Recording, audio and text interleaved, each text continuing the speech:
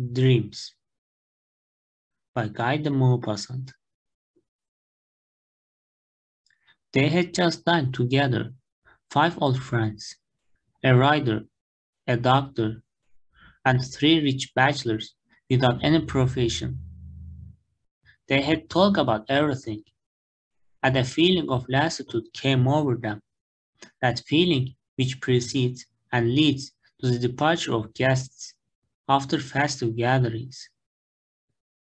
One of those present, who had for the last 5 minutes been gazing silently at the surging boulevard dotted with gas lamps, with its rattling vehicles, said suddenly, "When you have nothing to do from morning till night, the days are long." "And the nights too," assented the guest who sat next to him. "I sleep very little. Pleasures fatigue me. Conversation is monotonous. Never do I come across a new idea, and I feel, before talking to anyone, a violent longing to say nothing, and to listen to nothing. I don't know what to do with my evenings." The third idler remarked, "I would pay a great deal for anything that would happen to pass just 2 pleasant hours every day." The rider, who had just thrown his overcoat across his arm, turned round to them and said, "The man who could discover a new vice and introduce it among his fellow creatures, even if it were to shorten their lives, would render a greater service to humanity than the man who found the means of securing to them eternal salvation and eternal youth." The doctor burst out laughing, and while he chewed his cigar, he said, "Yes, but it is not so easy to discover it. Men have, however, currently been thinking for, and working for, the object you refer to since the beginning of the world. The man who can first reach perfection at once in this way. We are hardly equal to them." One of the 3 idlers murmured, "What a pity." Then, after a minute's pause, he added, "If we could only sleep well, without feeling hot or cold, sleep with that perfect unconsciousness we experience on nights when we are thoroughly fatigued, sleep without dreams." "Why without dreams?" asked the guest sitting next to him. The other replied, "Because dreams are not always pleasant. They are always fantastic, improbable, disconnected. And because when we are asleep, we cannot have the sort of dreams we like. We ought to dream waking." "And what's to prevent you?" asked the rider. The doctor flung away the end of his cigar. "My dear fellow, in order to dream when you are awake, you need great power and great exercise of will. And when you try to do it, great weariness is the result. Now, real dreaming, that journey of our thoughts through delightful visions, is assuredly the sweetest experience in the world. But it must come naturally. It must not be provoked in a painful manner. It must be accompanied by absolute bodily comfort. This power of dreaming I can give you, provided you promise that you will not abuse it." The rider shrugged his shoulders. "Ah, yes, I know. Hashish, opium, green tea, artificial paradises. I have read Baudelaire, and I even tested the famous drug which made me very sick." But the doctor, without stirring from his seat, said, "No, ether. Nothing but ether. And I would suggest that you literally man should use it sometimes." The 3 rich bachelors drew closer the doctor.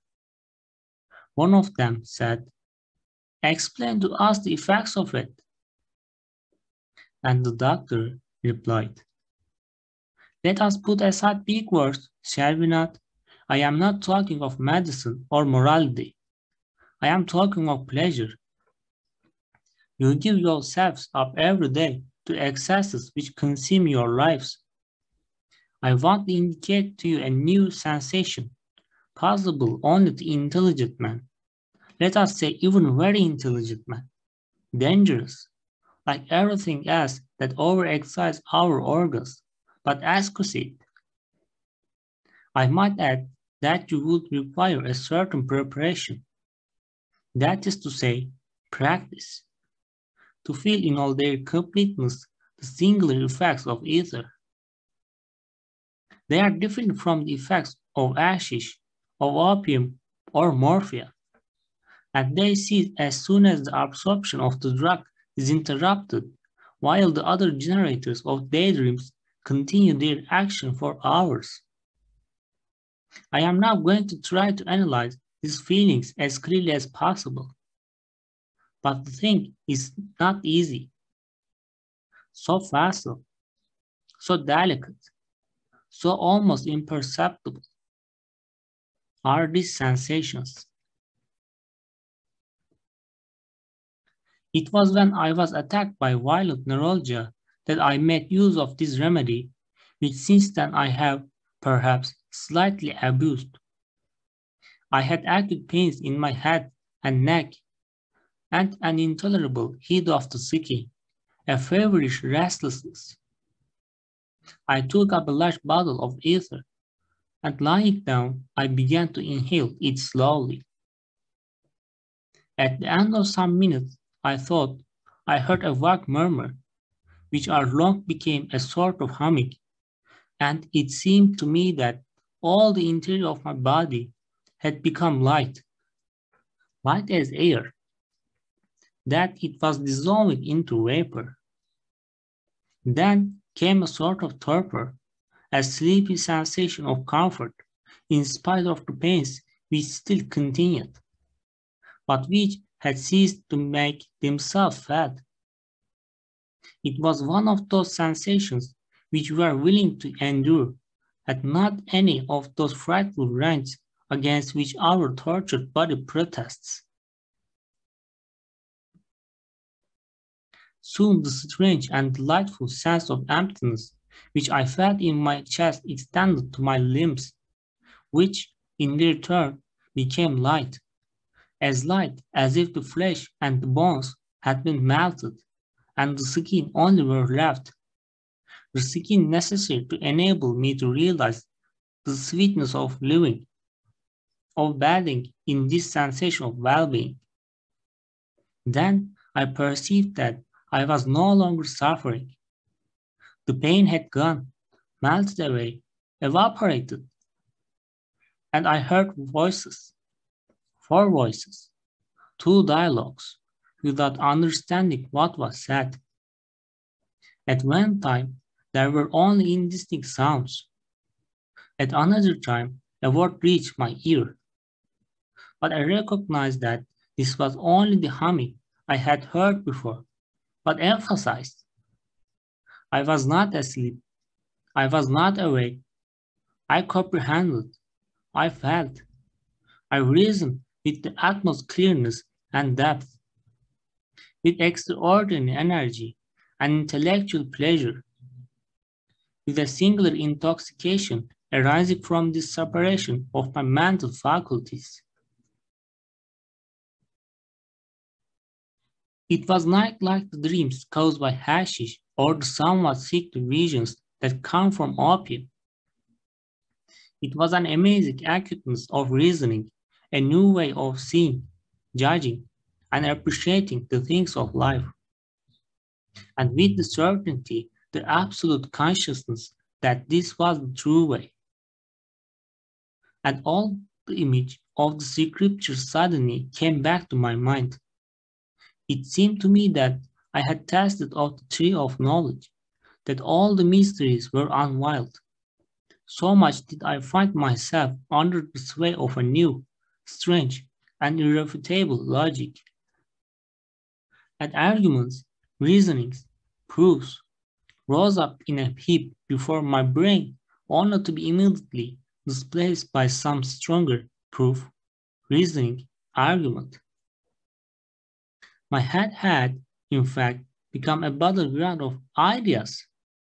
I was a super being, armed with invincible intelligence, and I experienced a huge delight at the manifestation of my power.